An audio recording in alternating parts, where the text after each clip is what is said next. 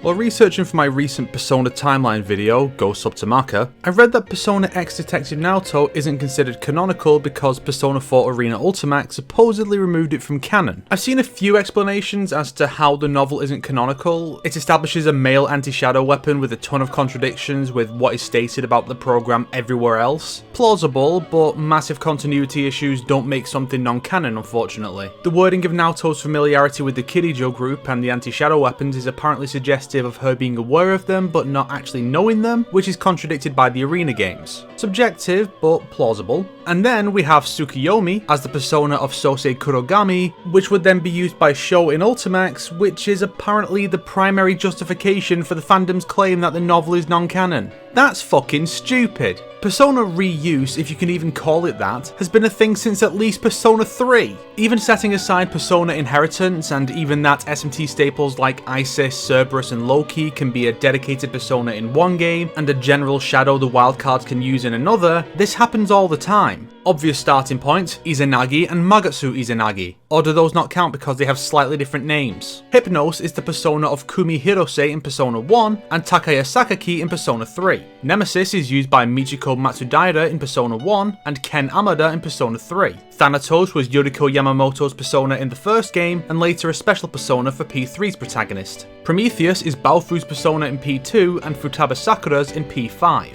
Hermes is the persona of Jun Kurosu in Persona 2 and Junpei Iori in Persona 3. One could even argue that Morgana has him in P5 in the form of Mercurius. Jun's Hermes evolves into Kronos, who is also a separate character in Persona Q. Likewise, the Nyx featured in Persona 1 Snow Queen quest and Persona 3 are never suggested to be the same figure, but evidently exist in the same continuity. And let's not forget that Pandora is the first game's final boss, but also usable in a new form as a persona by Sophia in P5 Strikers. And then we have Susanoo being used by Masao in P1, Yosuke in P4, and then Yusuke as Kamu Susanoo in P5. And since we've proven that this rule is bullshit, we can also acknowledge that both Kanaru Morimoto in Trinity Soul and Haru Okumura in P5 use Astarte. Shadows and personas just take the names of mythical and historical figures for symbolic reasons, but they aren't the same persona, and there's never been anything in the setting to suggest the names are exclusive to any one person. There is no such thing as persona reuse, and it's not evidence of non-canonicity. If it was, that would mean P1 and 2 can't be set in the same universe as later games, nor can 3 and 4 with 5, nor 4 with itself.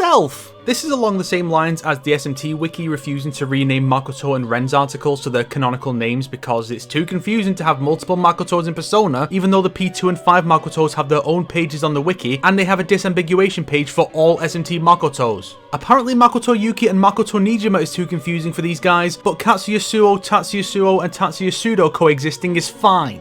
On a related note, I've been told that some people use Naoto having male personas as evidence in their pushing of the Naoto is trans narrative that I've debunked previously. Guys? Ken's base persona is Nemesis, a woman. FemC has Orpheus, a man. Oh wait, P3 doesn't exist for these kids because they only played 5 and watched the 4 anime. In that case, Futaba's Necronomicon evolves into Prometheus, a man. Yes, the genders of the persona and the user typically do align, but it's the symbolism of the figure's story that matters above all else. Ken's story is about him seeking revenge and the game's mythological theme is Greek. Who else but the Greek goddess from whom the English language derives its term for greatest enemy could he have? Prometheus bestows onto humanity fire, just as Futaba bestows onto her friends the gifts of knowledge and buffs. The gender of the figure only matters if there are options available for what the team are going for with the symbolism. If there's a man and a woman equally suited to a male character's theme, of course they'll most likely go for the man, but there is no greater significance than that. Naoto's male personas were chosen for their symbolic relevance to her and her story, not to her gender. Cease. If you liked this video, why not subscribe and support me on Patreon like these fine people here? If not, then make sure to share it with your enemies so they can suffer along with you. Today's recommended video is Symbolism in Persona 5, Persona, Costumes and Weapons by Zamkisen. The title is pretty self-explanatory. Then again, considering that some people don't understand this basic concept,